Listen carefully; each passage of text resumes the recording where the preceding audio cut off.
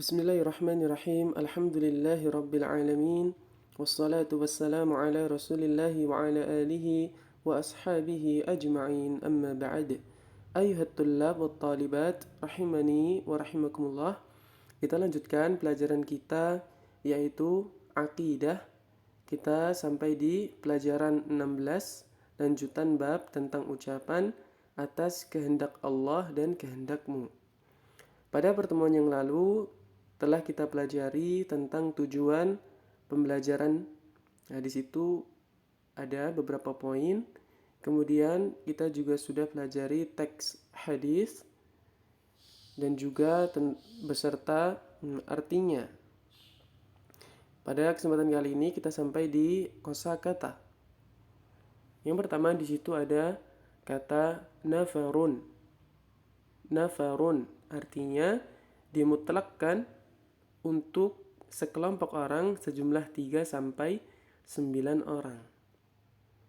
Ya, misalnya kita ingin mengabarkan bahwa di sana ada beberapa orang atau sekelompok orang yang kita tidak tahu pastinya, namun kita mengira dengan perkiraan kita jumlahnya itu 3 sampai 9 orang. Maka kita katakan hunaka nafarun. Nah, di sana ada sekelompok orang. Yang difahami di situ jumlahnya adalah 3 sampai 9. Kata nafar juga digunakan di dalam Al-Quran. Ya, contohnya annahus tama'a nafarun minal jin. Yaitu di surat Al-Jin. Annahus tama'a nafarun minal jin. Kemudian kata yang kedua, la antumul qawmu. La antumul qawmu artinya sebaik-baik kaum adalah kalian. Ya, ini di antara uslub atau gaya bahasa di dalam bahasa Arab ketika kita ingin mengungkapkan kalian adalah sebaik-baik kaum, ya, maka kita menggunakan uslub la antumul qawm. Kemudian Uzairun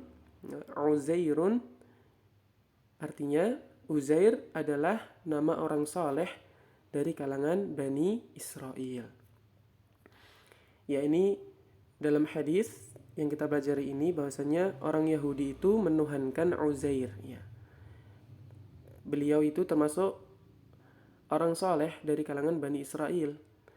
Namun Yahudi malah mengatakan Uzair adalah anak Allah. Ya. Maka ini adalah kesyirikan. Di dalam tafsir Ibnu Katsir disebutkan kenapa orang Yahudi sampai mengatakan Uzair adalah anak Allah. Di antara alasannya adalah karena Uzair itu adalah satu-satunya orang yang bisa menghafal Taurat, ya, pada zamannya itu. Ya, bisa disimak di tafsir Ibnu Katsir. Wallahu a'lam.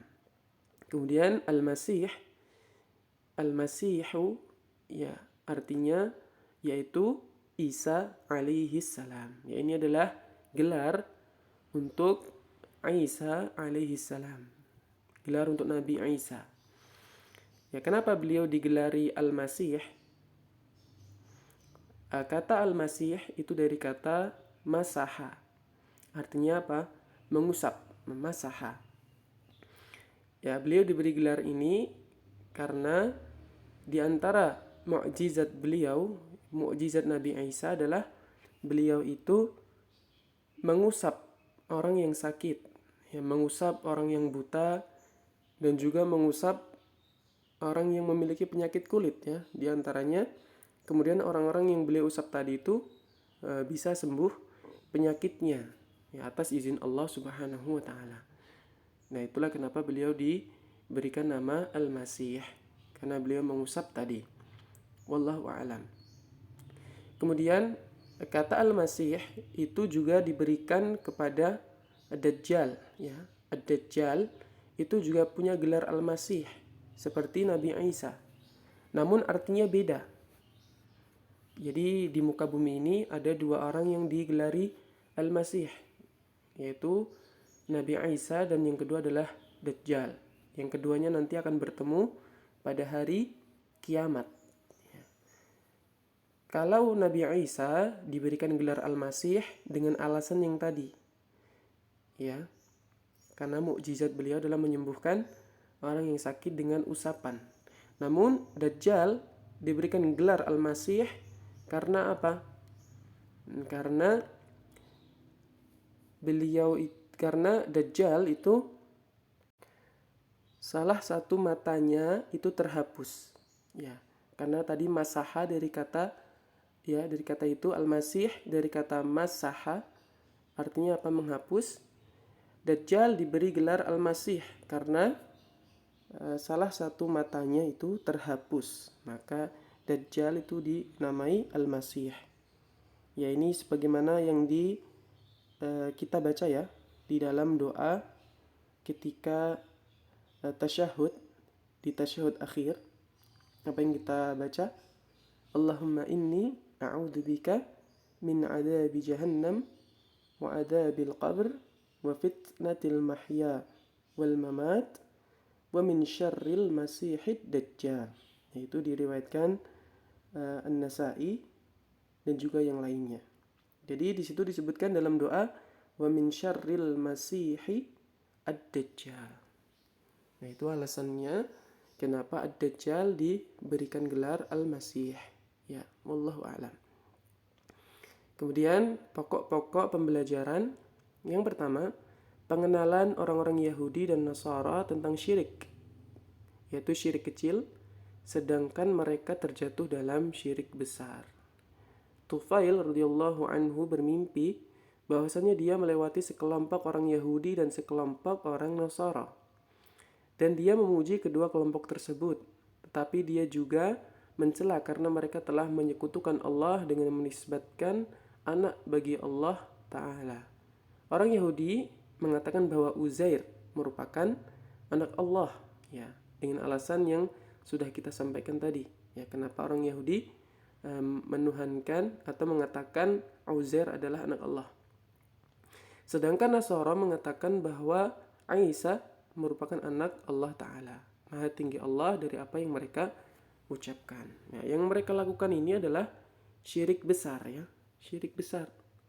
Karena Allah Subhanahu wa Ta'ala mengabarkan kepada kita, Qul huwallahu ahad. Allah itu satu. Allahu as-samad, lam yalid wa lam yulad. Maksudnya Allah tidak beranak dan juga tidak diperanakkan. Tapi malah mereka mengatakan Allah memiliki anak. Iya. Maha suci Allah dari apa yang mereka sifatkan itu. Maka dengan ini mereka jatuh di dalam syirik besar. Kemudian beliau radhiyallahu anhu menjelaskan bahwa mereka juga memuji kaum muslimin, tetapi juga mencelanya. Karena kaum muslimin telah menggabungkan kehendak Rasul sallallahu alaihi wasallam dengan kehendak Allah dengan kata sambung dan dalam ucapannya dengan kehendak Allah dan kehendak Muhammad. Ini merupakan bentuk syirik kecil. Ya, mereka mengingatkan kepada kaum muslimin tentang syirik kecil dengan alasan kata-kata ini tadi, atas kehendak Allah dan kehendak Muhammad.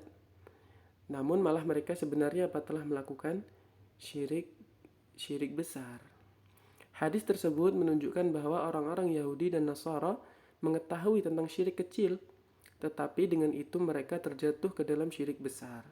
Dan mereka tidak bermaksud memberi nasihat dengan ucapan mereka, tetapi mereka ingin menjelekkan, mencela, menampakkan kejelekan dan mencaci kaum muslimin. Nah, itu adalah tujuan mereka. Kemudian yang kedua, mimpi sahabat menjadi sebab disyariatkannya sebagian hukum pada zaman Nabi Shallallahu Alaihi Wasallam. Ya, ini jelas dengan apa?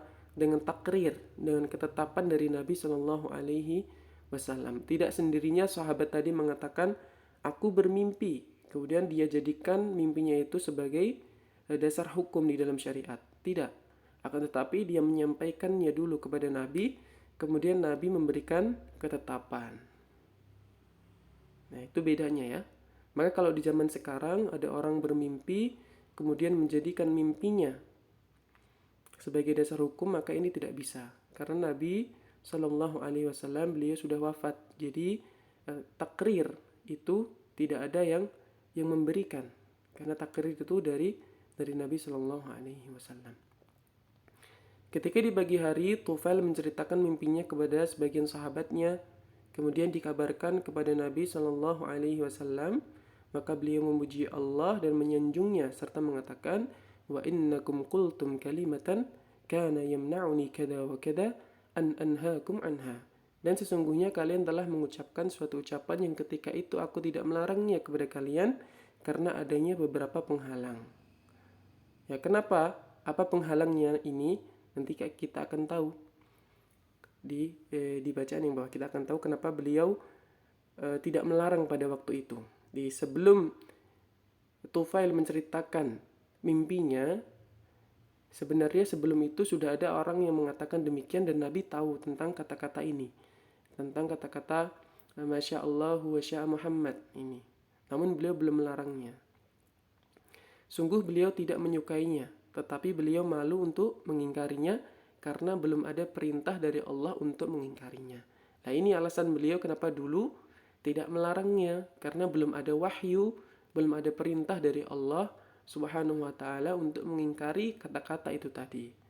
Namun ketika Tufail menceritakan mimpinya, wahyu sudah turun. Maka Nabi Shallallahu alaihi wasallam kemudian melarangnya atas dasar wahyu yang beliau terima dari Allah Subhanahu wa taala. Dan setelah terjadinya mimpi yang benar, maka beliau pun melarangnya dengan sabdanya, "Fala taqulu ma sya'allah wa sya'a Muhammad." Maka janganlah kalian mengatakan atas kehendak Allah dan kehendak Muhammad. Karena adanya penyamaan antara Allah dengan makhluk. Lalu beliau memberi petunjuk agar para sahabat mengucapkan Masya Allahu wahdahu, atas kehendak Allah saja. Ya, jadi dengan menggunakan kata dan, ya wa, di situ seolah ada penyamaan, ya, penyetaraan antara kehendak Allah dan kehendak makhluknya. Maka ini tidak boleh. Maka beliau menganjurkan, memberikan petunjuk supaya mengucapkan Masya Allahu wahdahu, atas kehendak Allah saja. Atau dalam bab yang sebelumnya, Masya Allahu summa syi'ta misalnya. Nah, itu tidak mengapa karena memakai kata summa bukan kata wa. Karena ucapan itu lebih sempurna dalam bertauhid. Ya, lebih sempurna atas kehendak Allah saja. Dari kisah tersebut dapat diambil faedah bahwa hukum syariat datang secara bertahap. Ya, secara bertahap. Masing-masing diperintahkan dan dilarang sesuai dengan waktu yang mencocokinya. Iya, jelas ya. Karena semasa Nabi Shallallahu Alaihi Wasallam hidup, wahyu itu turun secara bertahap. Nah, seperti hal ini adalah wahyu dari Allah untuk melarang, ya, untuk larangan untuk mengucapkan Masya Allahu wa sya'a Muhammad. Kemudian wahyu turun, kemudian perkataan ini dilarang, kemudian diganti dengan perkataan yang lebih sempurna untuk tauhid. Begitu pula contoh yang lain misalnya seperti pengharaman khamr. Nah, itu juga bertahap. Jadi khamr itu di awal tidak langsung diharamkan. Khamr haram, tidak. Akan tetapi pengharaman khamr itu bertahap, ya. Sesuai wahyu dari Allah Subhanahu wa taala. Pada awalnya dikatakan khamr itu madaratnya lebih besar daripada manfaatnya. Kul fihima ismun kabir, pada firman Allah Subhanahu wa taala bahwasanya di ayat itu yas'alunaka 'anil khamri wal maisir qul fihima ismun kabir. Akan tetapi dilanjutkan pada ayat itu manfaatnya itu lebih kecil. Jadi madaratnya lebih besar daripada manfaatnya. Ya, ketika dikabarkan itu, tentu masih ada orang yang mengkonsumsi khamr. Kemudian selang beberapa waktu, turun ayat lagi, turun wahyu lagi. Bahwasanya jangan kalian dekati salat ketika kalian dalam keadaan mabuk, ya. Wa antum sukara. Jadi jangan kalian laksanakan sholat jika kalian dalam keadaan mabuk. Jangan kalian dekati sholat jika kalian mabuk. Maka tentu dengan ayat ini para sahabat kaum muslimin pada zaman itu berusaha untuk tidak mabuk, berusaha untuk tidak meminum khamar di waktu dekat-dekat sholat, ya, dekat-dekat waktu sholat. Nah, itu tahapan yang kedua. Apa tadi tahapan yang pertama? Dikatakan manfaat dan madaratnya, itu madaratnya lebih besar. Itu tahapan pertama. Tahapan kedua, jangan kalian dekati sholat ketika kalian mabuk, ayatnya. Kemudian tahapan yang ketiga itu pengharaman, yaitu bahwasanya dikatakan innamal khamru wal maisir wal ansab wal azlam rijsun min amali syaitan fajtanibuhu la'allakum tuflihun. Nah, dengan ayat ini khamr itu diantaranya diharamkan. Itu diantara contoh bahwasanya khamr itu juga diharamkan secara bertahap. Ini juga sebagai contoh bahwasanya syariat itu datang secara bertahap, sebagaimana mimpi Tufail ini, ya. Sebelumnya Nabi belum melarangnya, namun ketika wahyu turun Nabi melarangnya atas wahyu dari Allah Subhanahu wa taala. Kemudian, dan mimpi yang benar kadang menjadi sebab disyariatkannya suatu hukum pada zaman Rasul sallallahu alaihi wasallam, sebagaimana dalam hadis Tufail radhiyallahu anhu. Ya, ini poin yang penting. Adapun setelah Nabi sallallahu alaihi wasallam meninggal, maka tidak boleh beramal berdasarkan mimpi dalam penghalalan yang haram dan pengharaman yang halal. Jadi tidak boleh dijadikan dasar hukum, ya. Mimpi tidak boleh dijadikan dasar hukum dalam penghalalan yang haram dan pengharaman yang halal setelah Nabi Shallallahu Alaihi Wasallam meninggal, karena Islam sudah sempurna. Kemudian latihan orang Yahudi dan Nasara mengenal syirik kecil. Meskipun demikian, mereka terjatuh dalam syirik besar. Maka jelaskan bagaimana mereka bisa terjatuh ke dalam syirik besar. Kenapa ini? Karena orang Yahudi mengatakan Uzair adalah anak Allah, dan Nasara mengatakan Isa adalah anak Allah. Ini yang menjadikan mereka terjatuh ke dalam syirik besar. Kemudian yang kedua, istilah titik-titik berikut nafar dimutlakkan untuk, ya, berapa tadi? Sekelompok orang yang berjumlah antara 3 sampai 9. Uzair adalah nama orang saleh dari kalangan Bani Israel. Al-Masih adalah Isa alaihi assalam, ya, sesuai dengan bab ini. Al-Masih yang dimaksud pada bab ini adalah Nabi Isa alaihi salam. Kemudian yang ketiga, jelaskan sebabnya Rasul sallallahu alaihi wasallam tidak melarang ucapan atas kehendak Allah dan kehendak Muhammad sebelum terjadinya mimpi Tufail. Tadi kenapa? Karena wahyu belum turun, ya.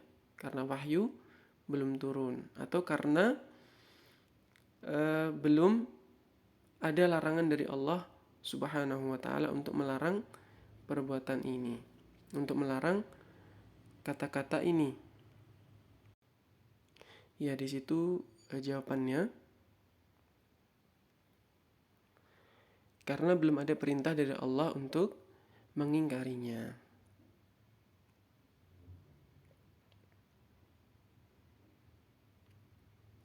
Kemudian nomor selanjutnya, mimpi yang benar kadang menjadi sebab disyariatkannya suatu hukum pada zaman Rasul Shallallahu Alaihi Wasallam.